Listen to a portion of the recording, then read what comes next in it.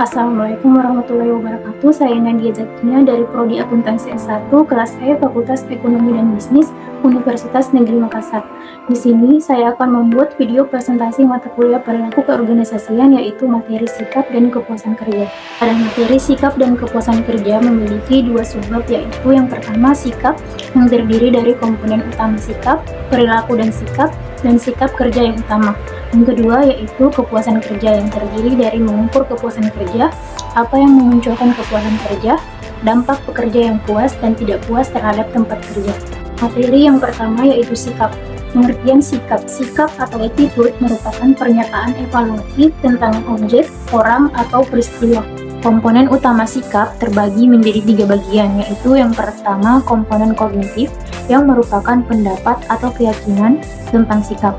Yang kedua yaitu komponen afektif, yang merupakan segmen afektif atau emosional dari suatu sikap dan tercermin dalam klaim bahwa pengaruh pada akhirnya dapat mengarah pada hasil perilaku. Yang ketiga yaitu komponen perilaku, yang merupakan suatu sikap untuk berperilaku tertentu terhadap seseorang atau sesuatu. Perilaku dan sikap. Penelitian tentang sikap mengasumsikan bahwa sikap seseorang secara umum akan mempengaruhi perilaku mereka. Menurut Leon Festinger, seorang peneliti, dia berpendapat bahwa ketidaksesuaian antara sikap dan perilaku dapat menciptakan ketidaknyamanan dan individu akan berusaha untuk menguranginya.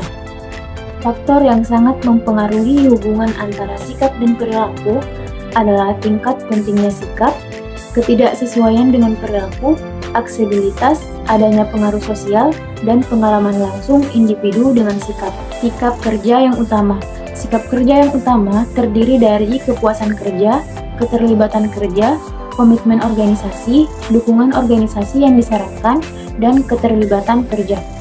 Materi yang kedua yaitu kepuasan kerja. Pengertian kepuasan kerja yaitu perasaan positif terhadap pekerjaan yang dapat diperoleh dengan mengevaluasi atribut pekerjaan. Mengukur kepuasan kerja. Survei independen terhadap pekerja di Amerika Serikat yang dilakukan selama 30 tahun terakhir menunjukkan bahwa secara umum lebih banyak pekerja yang puas dengan pekerjaan mereka dibandingkan pekerja yang tidak puas. Tingkat kepuasan pekerja yang tinggi mencerminkan penerimaan karyawan terhadap praktik budaya bisnis, baik praktik tradisional maupun modern yang inovatif. Memunculkan kepuasan kerja. Kepuasan kerja identik dengan faktor individu dan menjadi hal yang bersifat individual. Setiap individu akan memiliki kepuasan yang berbeda-beda sesuai dengan sistem nilai yang berlaku pada dirinya, dan juga masing-masing individu memiliki harapan dan kebutuhan yang berbeda antara satu dengan yang lainnya, tergantung pada banyaknya aspek yang ada pada pekerjaan.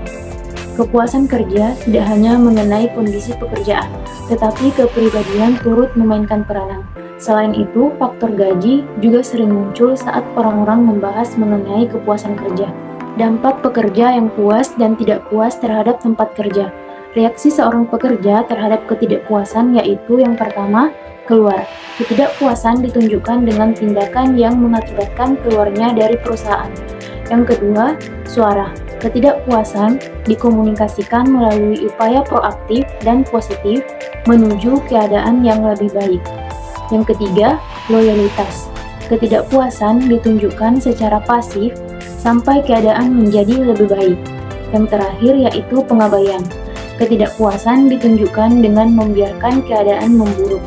Kepuasan kerja dan ketidakpuasan di tempat kerja. Yang pertama, kepuasan kerja dan kinerja. Karyawan yang puas cenderung menjadi produktif. Yang kedua, kepuasan kerja dan OCB. Seorang karyawan yang puas lebih cenderung melakukan OCB. Yang ketiga, kepuasan kerja dan kepuasan pelanggan. Kebahagiaan pekerja akan meningkatkan loyalitas konsumen. Yang keempat, kepuasan kerja dan absen. Karyawan yang tidak puas lebih besar kemungkinannya untuk berhenti dari pekerjaannya. Kelima, kepuasan kerja dan perputaran pekerja. Ketika peluang pekerjaan tersedia, pekerja lebih cenderung melakukan peralihan. Selanjutnya, kepuasan kerja dan penyimpangan di tempat kerja. Yang terakhir yaitu manajer yang sering tidak mengerti. Sekian video presentasi dari saya tentang sikap dan kepuasan kerja. Apabila ada salah kata selama video berlangsung, saya memohon maaf sebesar-besarnya. Saya akhiri dengan ucapan wassalamualaikum warahmatullahi wabarakatuh.